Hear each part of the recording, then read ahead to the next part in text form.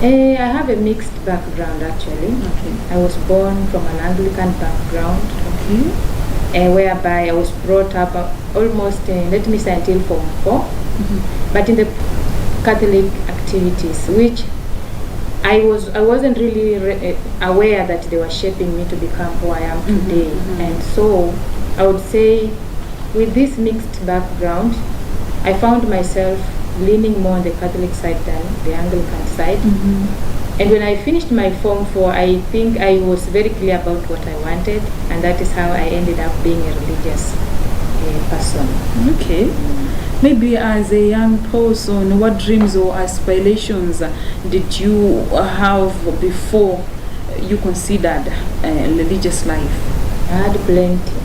Plenty. I had plenty of dreams. In fact, religious life was the last thing on my mind, because having an Anglican background, who would think of becoming a religious man? Yeah. So in my life, for me, I grew up knowing that I was going to get married, have my own family, settle down, and watch my kids grow and become persons that the society would want in their life. So I didn't have nobody in fact thought that I would ever become a sister, until when I dropped the news, and then they were like, are you sure you are going to make it? Are you sure this is what you want in life? But I had plenty of aspirations of what to become and when to become, because it's like I was the one taking charge of my life, but that doesn't happen usually. Things change on the way. Yeah. All right, now moving on to your vocation, can you share how first you experienced the call to religious life? Oh yes, it's a long story, but I will make it very short. The first inspiration, I remember I was in class 3 on Ash Wednesday, and as usual my school had this kind of routine. We would go for mass as kids, and this particular day sister had insisted all of us should go for mass. So I was there seated right in front, in fact facing the altar, but something struck me. There was a huge cross right in front of me, and I was contemplating, telling myself, what is this man doing on that tree? Can I have the desire to also do something like him? Like a kid, you don't know what you're thinking. Yes. Until later on. So from then I forgot about it. When I was in high school now, many years after, Form 2 to be very precise, I met a friend of mine who happened also to be my neighbor, and she was reading a small booklet. The Daughters of St. Paul were publishing a small booklet called Follow Me those days, that is in the 90s. And these booklets were particularly for young women. You would respond a question that is in that book, and then the following series would be published in that booklet meant for young people. So I was excited. I wanted to answer something so that my name can appear in that booklet. Yes. And I went ahead and I did that. I responded. The sister was happy to have met a new candidate because she didn't know me, neither did I know her. Yes. So after that, she came looking for me because she was like, who is this Janet and where is she? I was in Form 2. I was not even interested in joining, but my desire was to respond to that question. But that question paved the way for me. And from then I began my journey to sisterhood. Because when sister visited me at school, she asked me, do you want to become a sister? And I told her I don't know, because I'm an Anglican and I don't think my parents would be ready to let me go just like that. So she told me, no, don't worry. Probably we can give you time to discern. So I told her it's okay. I went ahead. Now we kept in touch. Then sister was transferred when I was just about to finish my Form 4. And that cut the communication between us and the congregation. Let me say between me and the congregation. And I kept quiet. I was like, if she has gone, no one is following me up, I think I can move on with my life. And I was ready to move to the next stage of life, waiting to join college. Okay. But there's another sister who came in the office, and she had been told there's a candidate in this particular place, so make an effort to pursue her. Yes. And that is what sister did. She reached out to me. It was very taxing because I had not told my parents that I'm interested in joining sisterhood. And here I am, I have finished Form 4, I've passed my exams, and parents are always ready to take you to the next level. Then I have to tell them, no, I'm not ready to go to that level, I am choosing my own path of life. Yes. It was hectic, it was painful because they were not ready for that, both for me and for them. But we had to come to an understanding. Yes. Because the biggest question was, what do you want? And I was very clear. I think I was 18. I told them I want to become a sister. Said, okay, if you want to become a sister, we'll let you become what you want. Actually, they never said go. No, they just told me, you do what you want. No, you are not sure whether they are giving you the blessing or they are just saying it because they are angry. Anyway, yes, I had to give myself time.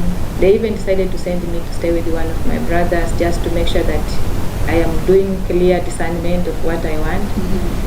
And since it was coming from me, I knew at least I was really set for what I wanted. So I went ahead, I stayed with him, but I was not at peace.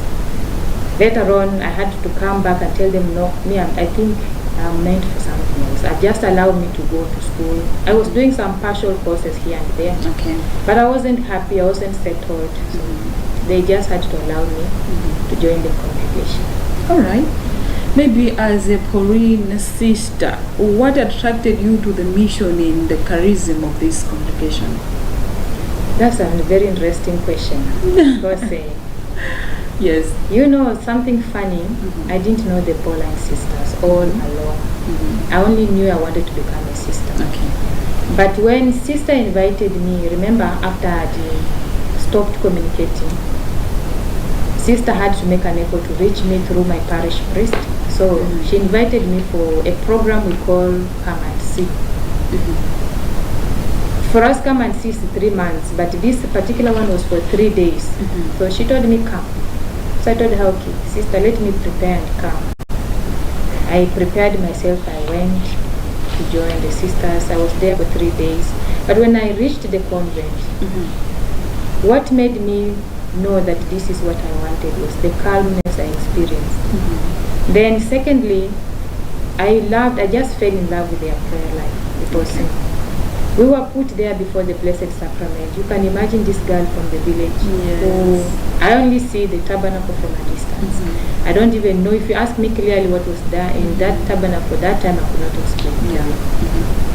But now here I was, you are being told you are meeting God one-to-one.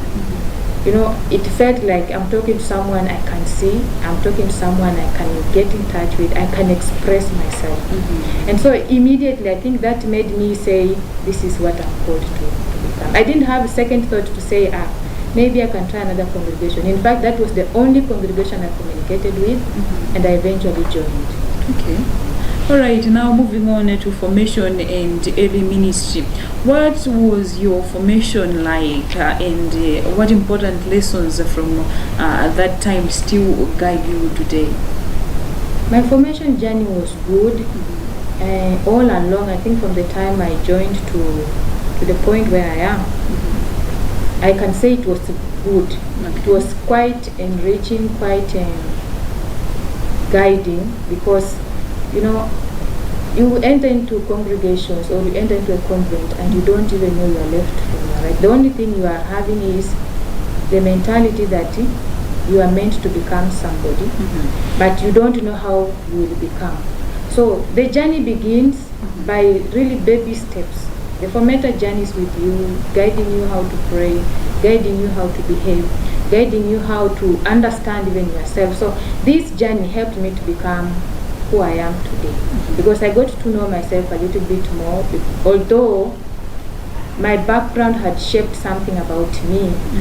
But in this way, it became very clear to me that this is who I am, this is what I like, this is what I don't like, and these are some of the challenges that I can also incur in the process of becoming. And so the journey also had its own challenges, because I came from a different background from the other companions of mine. Our opinions, our way of life was completely different. So you can imagine the conflict that comes in. But you have to like tell yourself, why am I here? After all, this is my personal choice. So it brings in a bit of a conflict here and there, trying to understand your companions and all that. But all in all, it is a journey that I can say it had its own joys, it had its own sorrows, but for me, I look at more the joys, because I learned many new things that I would not have learned if I was maybe struggling with my own small enterprise or struggling with my area of work. It would not have exposed me to who I am today. And so I am grateful for that, because I would not even be in Malawi today. Yeah. Sure. Yeah. Maybe after taking your vows, where was your first assignment? My first assignment was in Lusaka, Zambia. I was given the responsibility of vocation work and assisting at the bookshop. Yeah, because our mission is into books, but we print and do the selling. So I was given those responsibilities. Very young, I was just 25 actually, and I was imagining myself running after the girls, running. Yes. So it was interesting, but those were the first duties I was given after my first profession. Okay, maybe looking back, which early experiences most shaped your understanding of service, obedience, and leadership? There are many things, but I will just pick maybe one or two, because when we talk of service, I came to understand service is not about me, it's about the other person, because my dream was to serve people. I wanted to really, the way you can say I want to fall in love with God, but I cannot fall in love with God that I cannot see. So I was like, I'm ready to serve. And I remember, in fact, my mom asking me once, do you even understand what you are going to do? And I was like, anyway, I don't know, but God will show me the way. Yes. So service for me was like giving myself, being able to be available for the people, especially for what the congregation asks me to do. And that has shaped me all along, because, when I look at even the vows, it becomes easier when I let go my ego. But I want to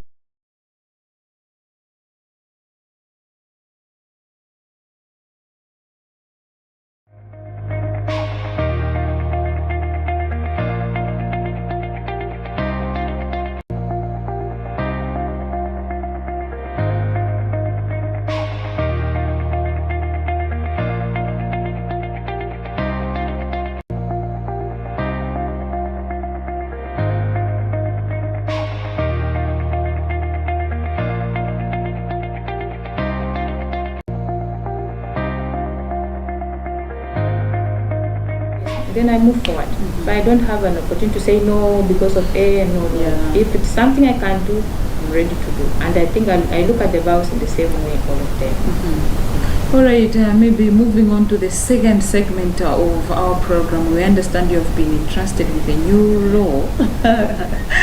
Yeah, you're now a provincial a superior in the congregation. Maybe before this new appointment, what responsibilities or leadership roles had you held within the congregation? I've been a superior. Okay, apart from vocation, promoter. I've been a local superior for 6 years, and at the same time I was a bookshop administrator for the same 6 years. So I have had these two leadership kind of responsibilities concurrently, running the bookshop and at the same time running the community. And I have learned a lot from the two. Okay. Maybe how did these experiences prepare you for this greater responsibility? I don't know that part. I don't know, because you see, when you say yes to something, you cannot be sure that this thing is going to shape you to become something else. No. So personally, when I was asked to do that, I think I was very open, and I told sister, okay, let me put in my best. I try what I can.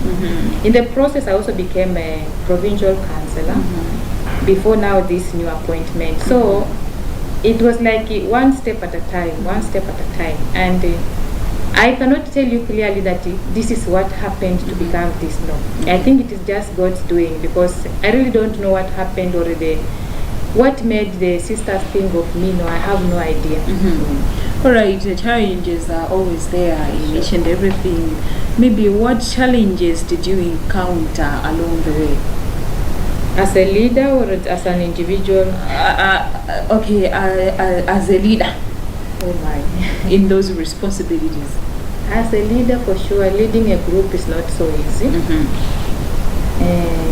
First of all, because I think I hinted about we are all different. And being a missionary congregation, we have our own opinions that first of all come from within, like the congregation or the community. Then there are also challenges that come from without. That is, now you might meet people, the staff, or just interacting with the people in the area of work. There are challenges that come along. Some might be economical, some might be social challenges, some come in the form of, only they come because when you have been trained as a leader, it's easier than when you are given a responsibility and you are told, Sister Janet, we have asked you to become a community superior, and you are doing it for the first time. For sure, I felt limited somehow. Yes, because I'm like, how do I become a superior of sisters who are senior than me? It is not so easy. How do I convince them? But I think in the process, I learned my own way, in a hard way. Sometimes I would cry about it. Sometimes I would ask God, but why did you put me here to embarrass me? I mean, slowly. It is not so easy, by the way. But I personally didn't look so much on what I didn't know how to do or the challenges, but to learn from those challenges. If I look at language, I'm not able to express myself fluently. I want to say something, but I'm limited. So how do I go about? Do I cry about it? No. I move on. I speak whatever I can speak, and then the other person might understand or misunderstand. All right. Now take us back to the moment you learned that you've been appointed as a provincial superior. What was your initial reaction? It's interesting because it came as a shock. Yes, it came as a shock because initially, before the appointment, I was an acting provincial superior because the superior who was there before had been chosen as a general counsel. Now it meant me being a vicar, I had to step in immediately. And so my thinking was I would just act, finish, then hand over, and then move on with my own life. But usually God doesn't plan like that. So when the information came, I could not just believe. I was still in denial, I think, for almost a week. I said, no, I don't think. There are people who can do this kind of work. There are sisters who are prepared. There are sisters who have been in leadership. So how can they look at me young as I am? And they're like, you be our leader. I know. I said, no, it's not. I had a lot of, in fact, it needed some kind of professional guidance because I was just overwhelmed. I was like, no, it can't happen. Maybe somebody else can do it. If they ask me to propose a name, I'm ready to propose. So it was shocking in a way that it leaves you with sleepless nights. You wake up in the middle of the night and you're like, did I get that information clearly, or it was meant for somebody else? Or it is just like temporarily for now. But that is it. Now, after all those doubts, how do you understand this responsibility? I understand it as a call to service. Yes. And then I think also what has helped me most, after accepting, I have told myself I'm not eternal. Yes. There's a kind of limited time whereby I will just do what I can and then move on. Yes, I'm not going to be there forever. No. And I think that has helped me to settle down. Otherwise, I was like, this is a huge responsibility, which is true. And I don't feel I'm capable. But after now accepting, it's like I say, after all, it is God who is going to do the work, not me. And then I'm not alone, because I have my fellow sisters who are counselors. So we shall walk along the same path together. Yes. All right. Maybe as you begin this important chapter, what core values and experiences do you carry with you into this important role? Okay. My core values has always been integrity, hard work, honesty, and sincerity. I think for me, together with the prayer, for sure, the other values that come in terms from the congregation perspective, whereby we have the vows, or we have the four, we call them the four wheels. Yes. But as a person now, I would talk of integrity, talking about these kind of things that I know I have lived them together with this one, I call it resilience. That can. Okay. Now, as we conclude, what message would you like to convey to young people who may be discerning their vocation, and with women who aspire to lead with faith and courage? I want to welcome them in a very special way. Yes, because it is God who calls, and God has a purpose. Because I believe that wherever they are listening to me or watching me, I would not have been here talking to you today if I had remained in my home or in my diocese and chosen to do what I wanted to do. But God has a way of calling us and calling you as an individual to respond to that particular call. So feel free and then be open. Whenever you are stuck, don't say, oh, I will not manage, or me, I'm not inclined to that area. I wasn't actually, but here I am today. So you are most welcome to join the Daughters of St. Paul, or whichever congregation you want to join, for the purpose of serving the people of God. You'll be happier in that way. I can assure you'll be happier in serving others than serving yourself. All right, thank you so much, sister, for sharing your story. It's really inspiring, and we wish you all the best as you take this important role. Thank you. All right, that also brings us to the end of our special program, and you are with me, Charide Shilanga, and Sister Janet Angala from the Daughters of St. Paul. Continue watching Luntha television for the rest of our programs. Bye-bye.